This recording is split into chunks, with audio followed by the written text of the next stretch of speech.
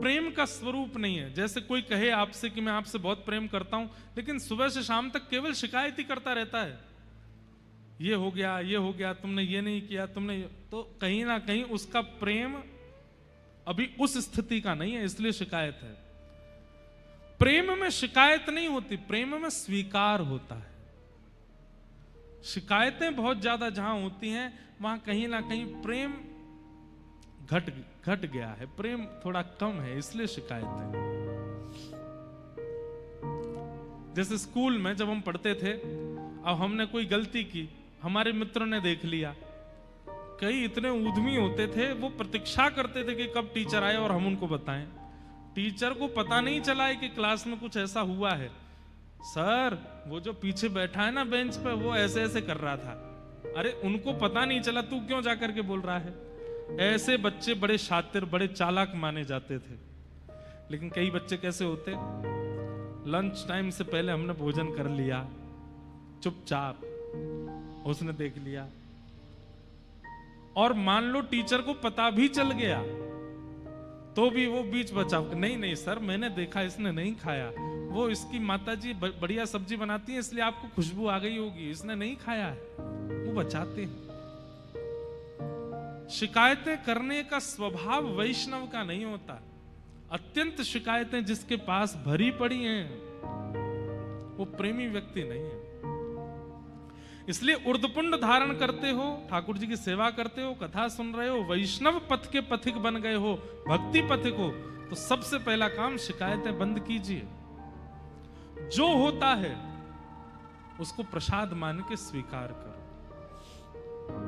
और एक बात और मैं आपको पहले ही संकेत कर दूं, जिस दिन आप ये मन में विचार करोगे आज के बाद कोई शिकायत नहीं, ठाकुर जी कहते अच्छा चलो, उसी दिन से फिर ऐसा खेल खेलेंगे आपके साथ, आप ना चाहते हुए भी शिकायत करने को मजबूर हो गए, लेकिन तब भी शिकायत नहीं की, ठाकुर जी प्रसन्न हो जाएंगे, प्रकट हो जाएंगे, हृदय से लगा देंगे। नृसिंह भगवान, सुनो, प्रहलाद जी के साथ में क्या नहीं हुआ?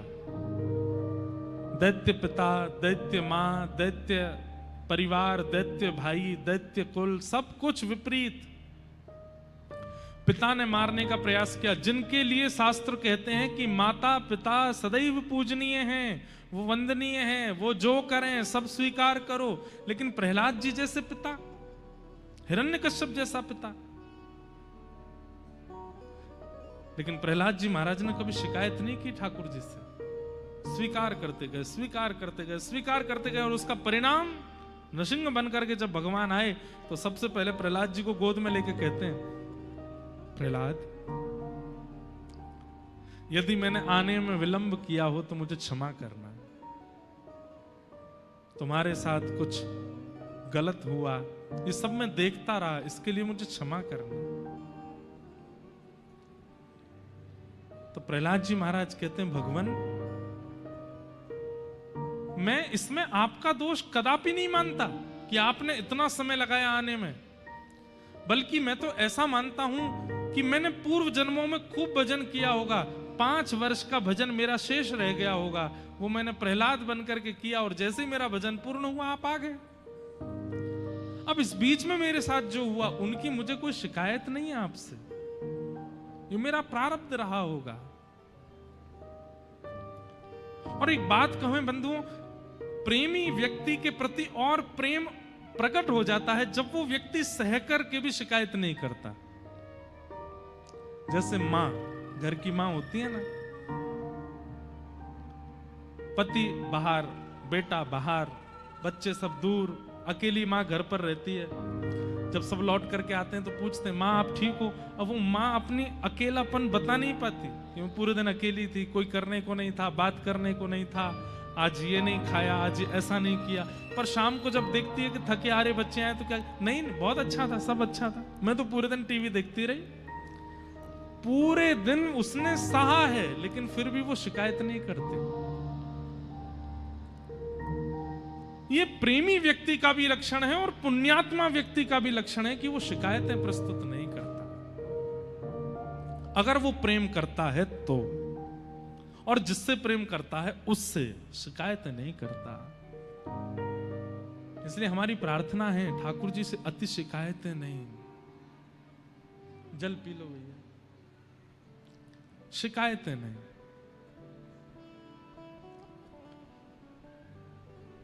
तापत्रय विनाशाय श्री कृष्णाय वयं नमः।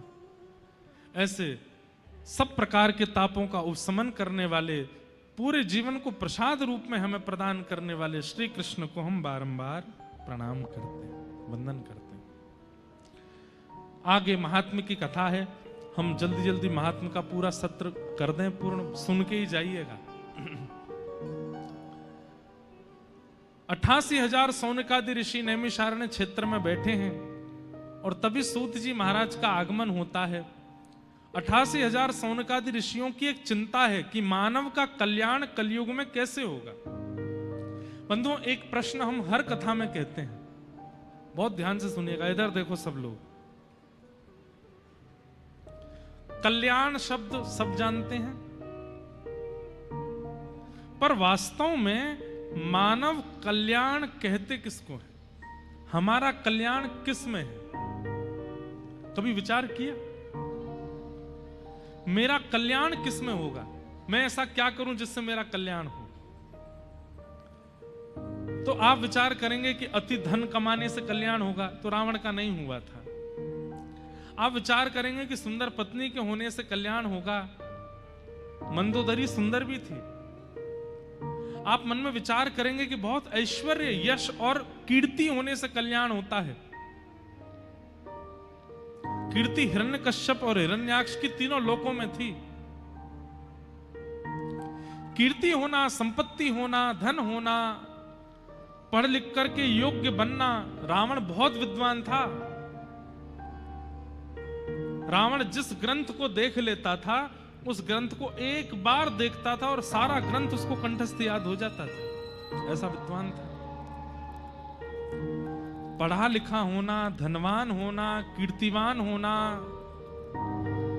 ये सब कल्याण नहीं है। कल्याण क्या है? बहुत ध्यान से सुनिएगा। अपनी किसी क्रिया से, अपने जीवन के व्यवहार से, अपने जीवनचर्या से, अपनी दिनचर्या से आप मां के प्रिय तो बन गए, पिता के प्रिय तो बन गए, पत्नी के प्रिय तो बन गए, पति के प्रिय तो बन गए, बच्चों के प्रिय तो बन गए, सबके प्रिय बन गए। लेकिन कल्याण तब होगा जब हरि प्रिय बनोगे, हरि के प्रिय बनोगे। समझ में आई बात? मुझे हरि प्रिय हैं, हम सबको हरि प्रिय हैं, पर हम सब में हरि को 4-5 लोग ही प्रिय होंगे। यहां जितने बैठे हैं, मुझसे लेके पीछे तक, हम हजारों हैं और हम सबको हरि प्रिय हैं, पर हम सब में हरि को कौन प्रिय है? ये गिनती के 4-5 ही होंगे, और 4-5 भी ज्यादा बोल रहा हूं, 1 या 2 ही होंगे इस पूरे पंडाल में। और जो हरि का प्रिय है, उसने अपने जीवन का कल्याण कर लिया। फिर तो महाराज पहाड़ से फेंक दो तो भी प्रहलाद नहीं मरेगा, हाथियों से कुचलवा दो तो भी प्रहलाद का बाल बांका नहीं हो सकता, विष का प्याला मीरा को पिला दो तो भी अमृत बन जाएगा, सूरदास के नेत्र छीन लो तब भी वो पूरे विश्व को दिखा देगा, कालिदास की जीभ काट दो फिर भी उसके छंद, उसकी वाणी पूरे विश्व को ज्ञान दे देगी। क्यों? क्योंकि वो हरि प्रिय बन गए, हरि के प्रिय। हमारे आचार्य चरण, जिस परंपरा में हमारी दीक्षा है, श्रीमद रामानुजाचार्य जी महाराज, वो कैसे हरिप्रिय थे। आज जो माताएं यहाँ पर नृत्य कर रही थी कथा के प्रारंभ में, उसमें जो पद गाया गया, वैसे तो वो बहुत प्रसिद्ध पद है, हेरी सखी मंगल गाओ री, धरती अंबर सजाओ री। वो पद भक्तमाल कथा में गाया गया था। क्यों गाया गया था पता है? हमेशा उस पद का गायन कब होता है?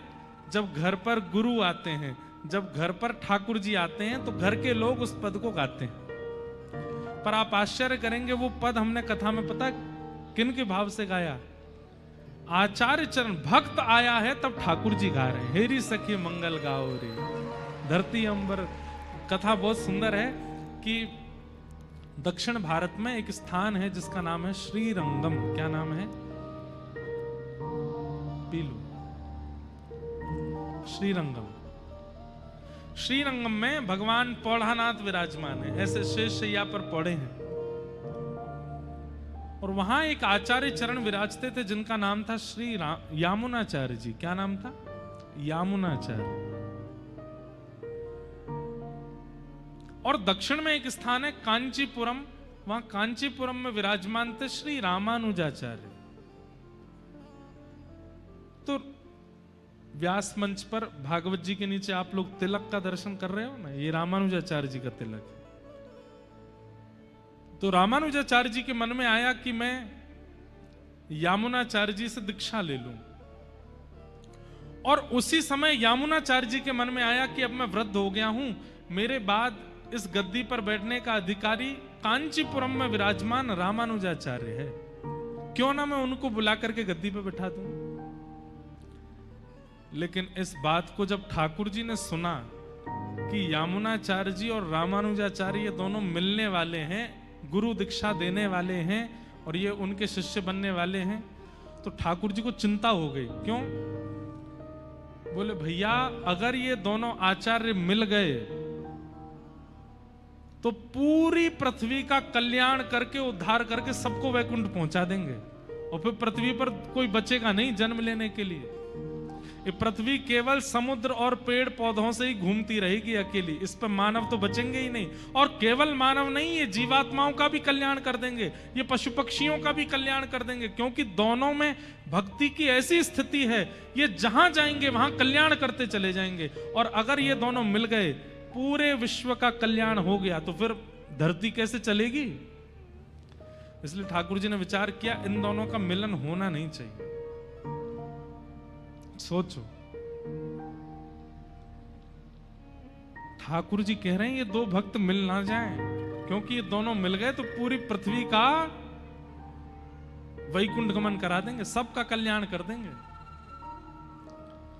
तो यामुनाचार्य जी गए, ठाकुर जी पौढ़ानाथ रंगनाथ भगवान के पास जाकर के बोले भगवान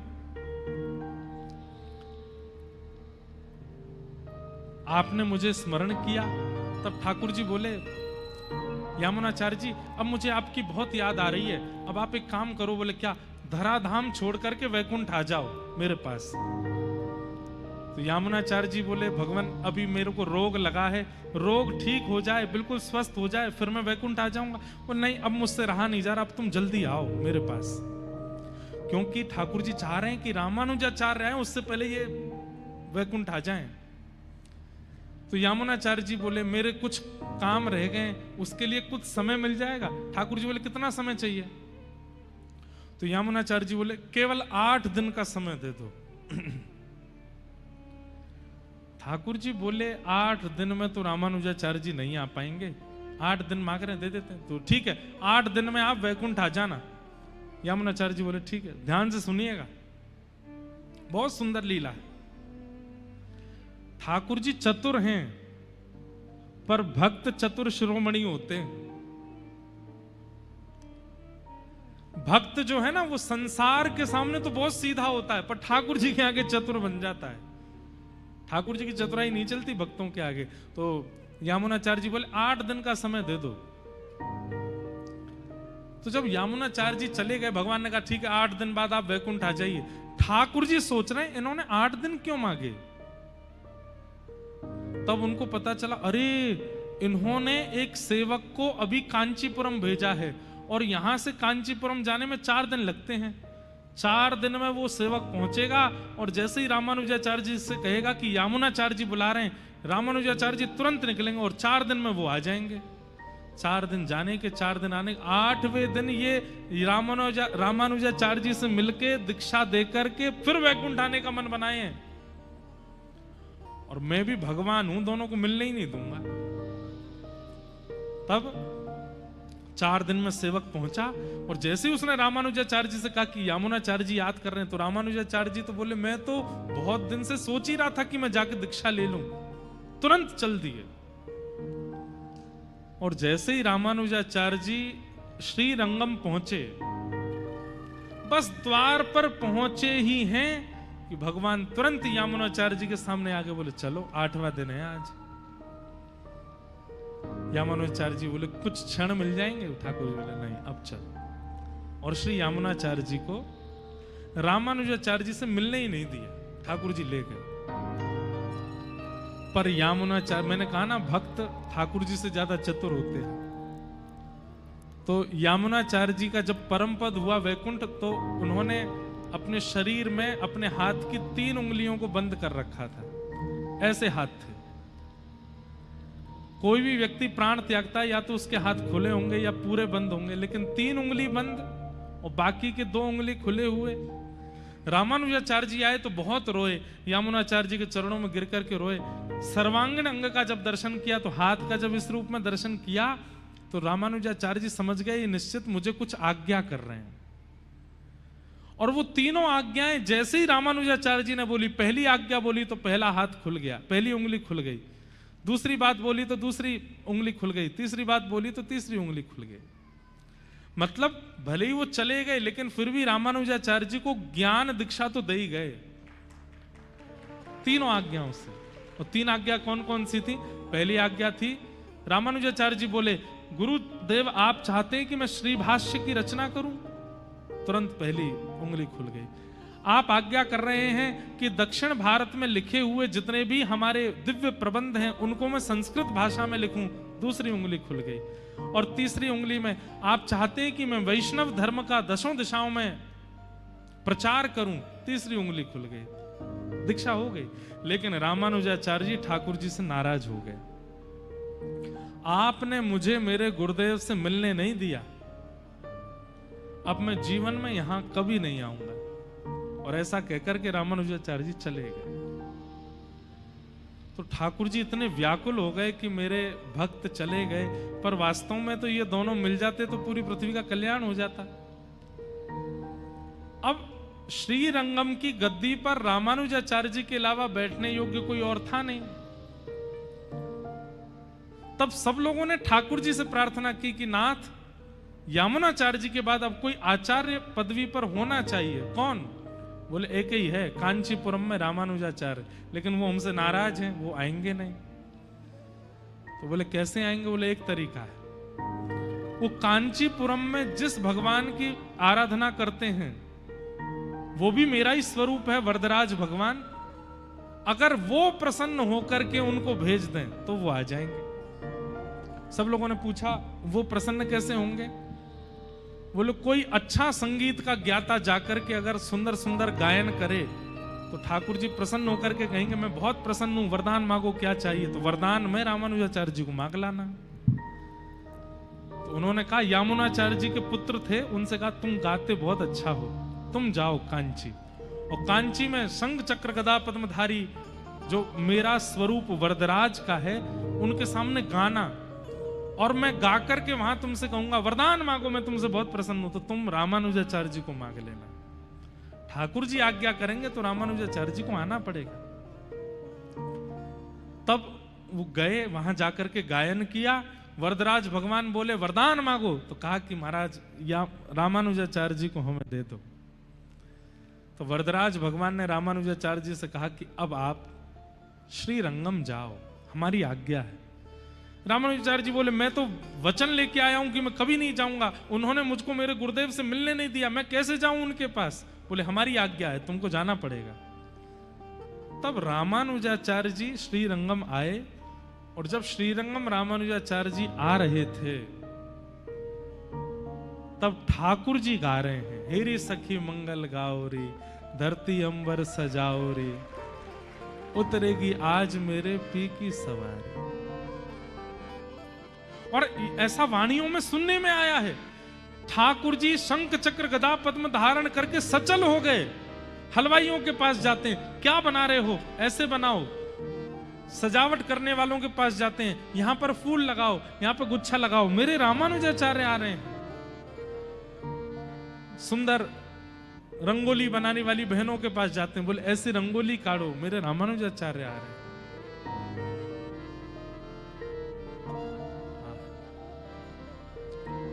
ये पूरी कथा मैंने क्यों सुनाई? रामानुजाचार्य जी ने भले ही ठाकुर जी से मुंह फेर लिया, लेकिन क्योंकि ठाकुर जी को वो प्रिय हैं इसलिए उनका कल्याण हुआ। हरि प्रिय बनो। हमारा कल्याण, खरगोन के लोग हमसे रीझ जाएं, खंडवा के लोग हमसे रीझ जाएं, इंदौर के नेता हमसे रीझ जाएं, भारत के प्रधानमंत्री हमसे रीझ जाएं, देश के राष्ट्रपति हमसे रीझ जाएं, इससे कोई काम बनने वाला नहीं है।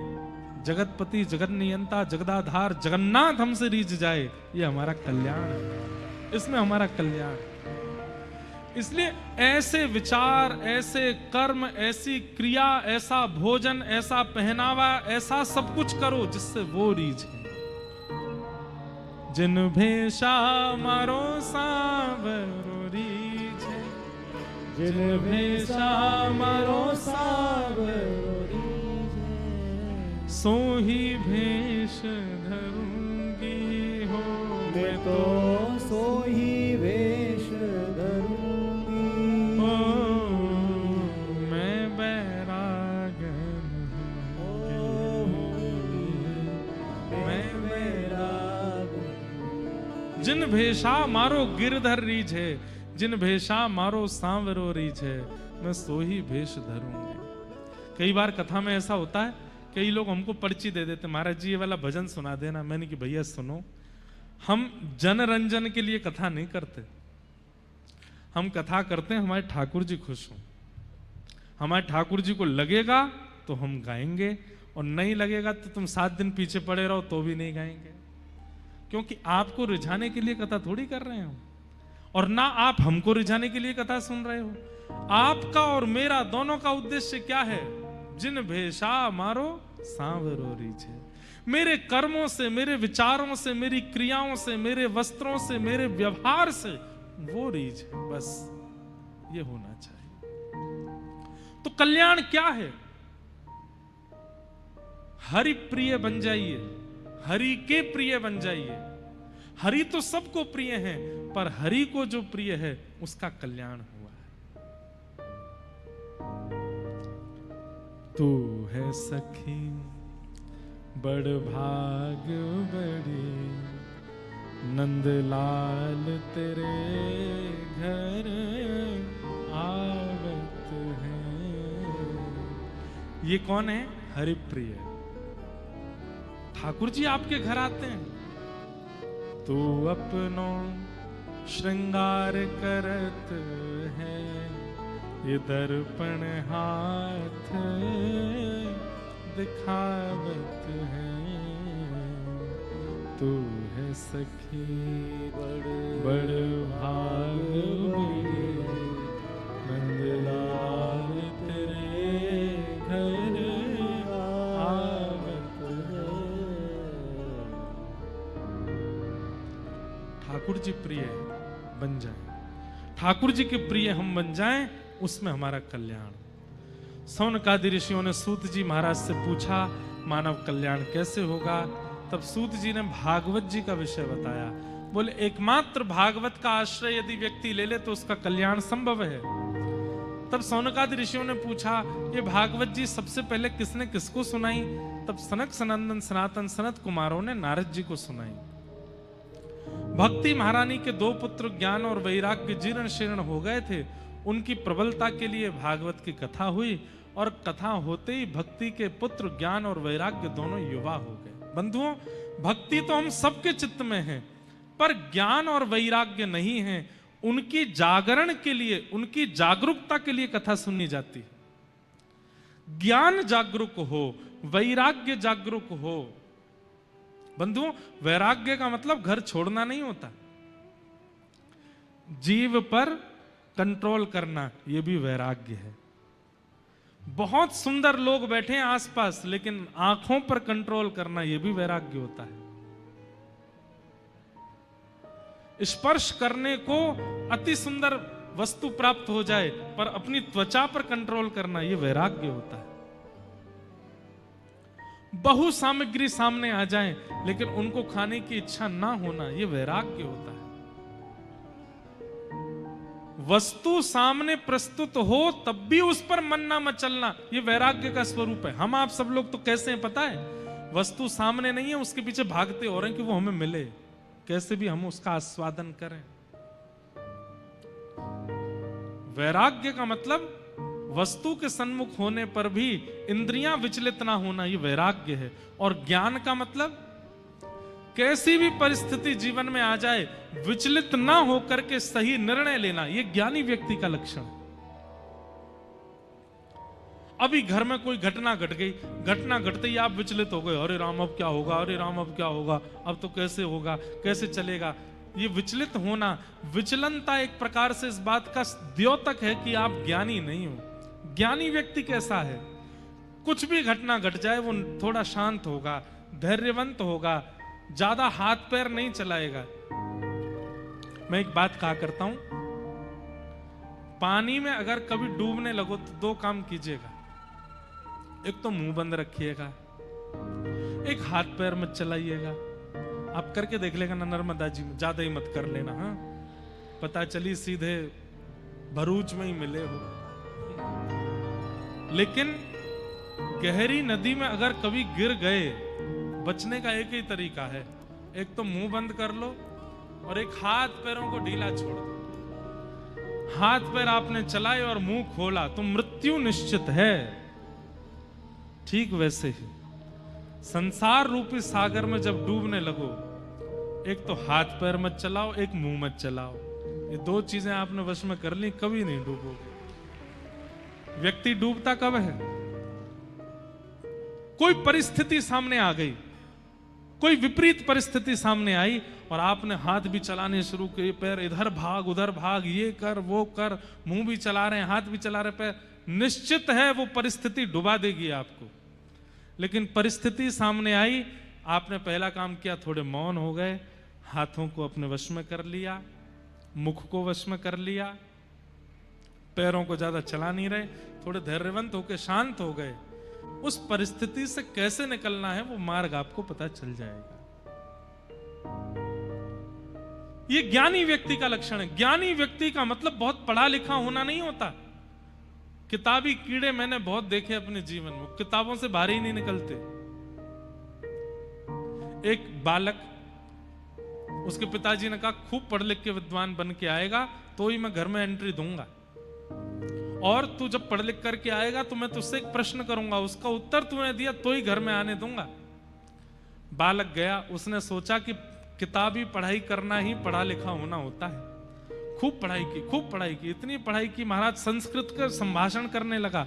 अब तो बिना संस्कृत के बोलता ही नहीं है, उठता बैठता चलता फिरता सब कुछ संस्कृत ही बोलता है। जैसे ही अपने घर आया, त्रिपुंड लगा रखा था, चौड़ी चोटी रखी थी, हाथ में ग्रंथों को लेकर के बिल्कुल ब्रह्मचारी बन करके, और अपने दिव्य नेत्रों से जब पिता को देखने लगा, पिता बोले बेटा अध्ययन हो गया?